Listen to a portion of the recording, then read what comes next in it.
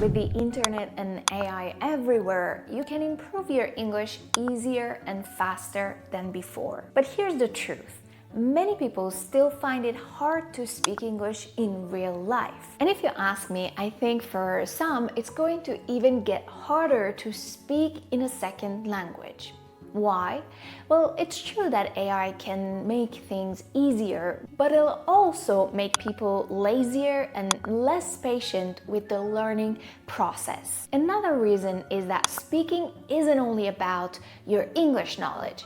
AI can teach you all you want about the English language, but if you only rely on this side of your speaking journey, you can never get to a point to speak English fluently and confidently in real life. So in this video, I'll explain more in depth why this happens and what method to use instead. When it comes to speaking English in real life, we need to look at the bigger picture of this speaking journey and go beyond the language side. Don't get me wrong, it's important to know the basic grammar and vocabulary to be able to speak.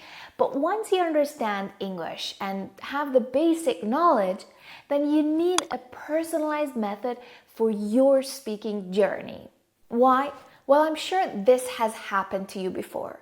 You keep hearing a lot of different advice online. Some teach you grammar and others say don't study grammar. Some teach you English in your mother tongue. They translate the most common English expressions you need to know.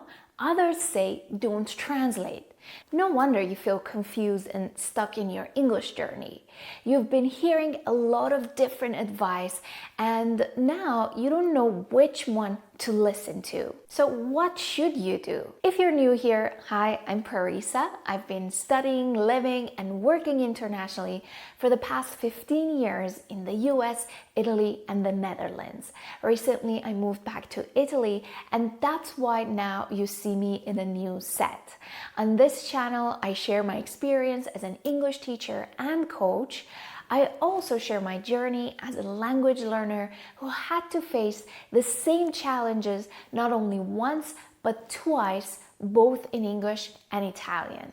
My goal is to help you speak English in real life in a practical sense with a holistic approach. So if that sounds interesting, subscribe for more videos. Now let's get to the best method for speaking English in real life. Nowadays, the best method has to have two things. First, it needs to be adapted to you, meaning it's personalized. And second, it's a holistic approach. But what do I mean practically speaking? It simply means that the method you choose depends on your goals, your current level, and even your personality. For example, if you're preparing for speaking for an IELTS test, you need a different method and plan compared to someone who wants to speak English in real life. This is true also when it comes to personalities. For example, introverts need to learn and practice differently compared to extroverts. I know this also from my own experience. When I started learning English and Italian, my progress was slower than my extroverted friends. I had to find strategies that work specifically for me as an introvert. The method you choose also needs to be holistic. Why? Because speaking English in real life is more than just knowing the language. Information alone doesn't lead to result and transformation. To truly speak in real life, we need to grow on different levels. And that's what I mean by a holistic approach. We need to grow our language skills. It's the physical side of training your brain to think in English and speak fluently. We also need to grow on a mental and emotional side. We need to learn how to manage our thoughts and emotions so we can express ourselves with confidence. And finally, growing on a spiritual side. This simply means using English for a bigger purpose, like for creating connections and making a positive impact when we speak. A holistic approach considers different aspects of your speaking journey. So now that you know about the right method, let's go deeper and understand what you need for your personalized action plan to speak English in real life. When you want to get from where you are to where you want to be, you need to understand these 2 points very well. This is your starting point and your destination, which is your goal. When these two are very clear, then you can understand what is it that you need to bridge this gap. So you need to find the answer to these questions first. What's your current English level when it comes to speaking? What are your goals? How do you usually practice? What is the right method for you? And most importantly, how committed are you? Commitment truly matters, and it's something that most people don't even consider. Learning a new skill is going to be challenging because you need to constantly expand your comfort zone and do things that are uncomfortable. You can only get over the challenges if you're truly serious, because if you're serious, you'll find solutions. If you're not serious, you'll find excuses. Whenever small challenges come up, which will come up for sure, you'll give up justifying it with an excuse. So once you know your language journey well enough, then it's time to create a plan that fits you. You need to have self-awareness about who you are and know the main personality traits that impact your speaking journey. Here are some of the things you need to understand about yourself.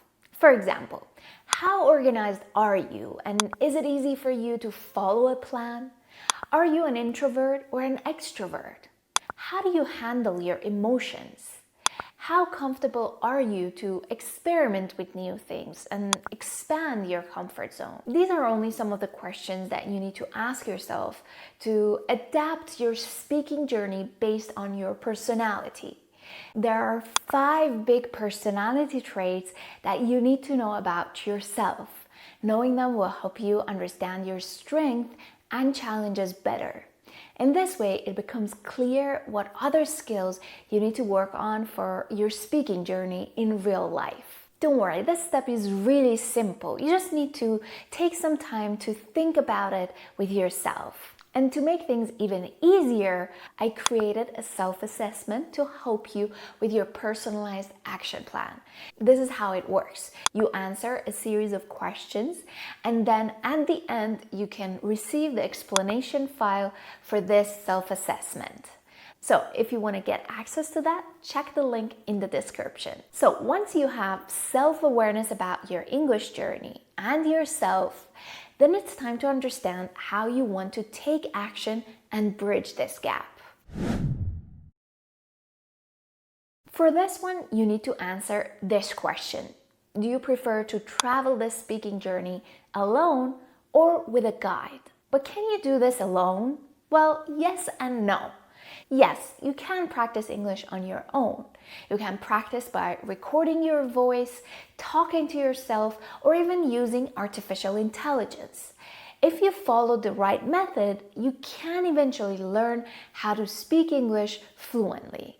It can sometimes be lonely and may take a bit longer, but of course you can do it. You only need to follow the right practices and know how to keep yourself motivated and stay consistent until you get to the result that you want. But if your goal is to speak English confidently in real life, you must eventually get to a point to practice with real people. The confidence muscle only grows when you learn to manage your mind and emotions in the moment. That's why trying to practice with a friend, joining speaking clubs or networking events can be a very powerful practice. So it's up to you to choose how you want to travel this journey. For example, if you're an introvert, maybe it can be a good idea to first start with self-paced study and then little by little expand your comfort zone and join the live events or meet other people to practice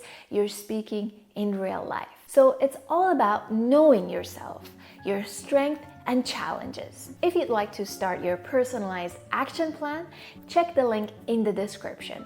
Complete the self-assessment, get your explanation file, and start practicing in a way that really works for you. Now tell me in the comments, what part of this video was most helpful for you? I'd love to read your comments, and also let me know what you think about this new setup. Thank you so much for watching, and see you in the next video.